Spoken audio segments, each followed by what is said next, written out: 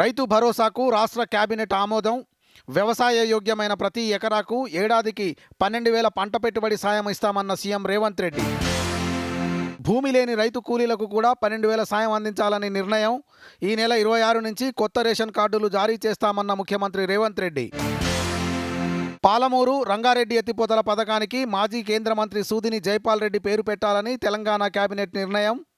సింగూరు ప్రాజెక్టుకు శిలారపు రాజనరసింహ పేరు పెట్టాలని నిర్ణయం. పంచాయతీరాజ్ శాఖలో 588 కారుణ్య నియామకాలకు మంత్రివర్గం ఆమోదం. కార్పొరేషన్గా కొత్తగూడెం, ములుగును మున్సిపాలిటీగా అప్గ్రేడ్ చేస్తూ నిర్ణయం. గ్రామాలే దేశాభివృద్ధికి పట్టుగమ్మలన్న ప్రధానమంత్రి.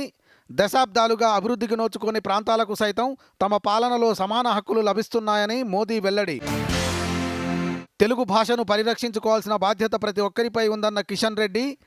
డిజిటల్లో తెలుగు భాషను క్రోడీకరించి భావితరాలకు అందించాలని కేంద్ర మంత్రి సూచన. డిజిటల్ డేటా భద్రత చట్టంపై ఫిబ్రవరి 18 వరకు ప్రజాభిప్రాయ సేకరణ. కొత్త చట్టంతో పౌర హక్కుల పరిరక్షణ లభిస్తుందన్న కేంద్ర మంత్రి అశ్విని వైష్ణవ్. తెలంగాణపై పోలవరం ప్రాజెక్టు నిర్మాణం ప్రభావాన్ని అధ్యయనం చేయాలని రాష్ట్ర ప్రభుత్వం నిర్ణయం. ఐఐటి హైదరాబాద్ బృందంతో అధ్యయనం చేయాలని సీఎం రేవంత్ రెడ్డి అధికారులకు ఆదేశం. రైతు భరోసాపై గ్రామాల్లో చర్చ పెట్టాలని బీఆర్ఎస్ క్యాడర్కు కేటీఆర్ పిలుపు. గ్యారంటీల గురించి ప్రశ్నిస్తే కేసులు పెడుతున్నారని ప్రభుత్వంపై విమర్శ.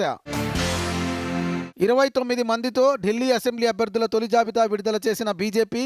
కేజ్రీవాల్కు పోటీగా ఎన్నికల బరిలో మాజీ ఎంపీ పర్వేష్ వర్మ.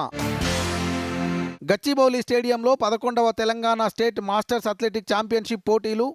కొత్త టెక్నిక్స్ నేర్చుకోవడానికి ఇలాంటి ఈవెంట్స్ ఎంతగానో ఉపయోగపడతాయన్న మంత్రి దామోదర రాజనరసింహ.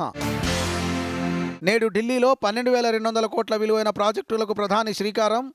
సాహిబాబాద్, న్యూ అశోక్ నగర్ మధ్య నిర్మించిన నమో భారత్ కారిడార్ను జాతికి అంకితం చేయనున్న నరేంద్ర మోదీ. హైదరాబాద్ రాజ్భవన్ ప్రాంగణంలో భాగ్యనగర్ భారతీయ సంస్కృతి సమ్మేళనం. సమాజంలో ప్రతి ఒక్కరూ శాంతి సౌభ్రాతృత్వాలతో మెలగాలన్న గవర్నర్ జిష్ణుదేవ్ వర్మ. సమగ్ర ప్రణాళికలు, విధానాలతో పట్టణాభివృద్ధిని ప్రభుత్వం వేగవంతం చేసిందన్న Amit Shah. National smart cities కింద గ్రామాలను నగరాలుగా మారుస్తున్నామన్న కేంద్ర మంత్రి. హెచ్ఎంపీవీ వైరస్పై ఆందోళన చెందవద్దన్న కేంద్ర వైద్యారోగ్య శాఖ. వైరస్ పట్ల అప్రమత్తంగా ఉన్నట్లు తెలంగాణ వైద్యారోగ్య శాఖ డైరెక్టర్ వెల్లడి. మహాకుంభమేళాలో తిరుమల శ్రీవారి నమూనా ఆలయం. భక్తుల దర్శనానికి ఏర్పాట్లు చేసినట్లు టీటీడీ చైర్మన్ బీఆర్ నాయుడు వెల్లడి. మరో అద్భుత ఘనత సాధించిన ఇస్రో. అంతరిక్షంలో జీవం మొలకెత్తింది అంటూ ఎక్స్ ద్వారా ఇస్రో వెల్లడి. విశాఖ తీరంలో అట్టహాసంగా నేవీ డే. అబ్బురపరిచిన నావికాదళ విన్యాసాలు. సిడ్నీలో 3 రోజుల్లో ముగిసిన 5వ test. Border Gavaskar test series ట్రోఫీని కైవసం చేసుకున్న ఆస్ట్రేలియా. తెలంగాణలో పెరిగిన చలి తీవ్రత. ఆదిలాబాద్, సంగారెడ్డి జిల్లాల్లో అత్యల్పంగా 6 డిగ్రీల ఉష్ణోగ్రత నమోదు.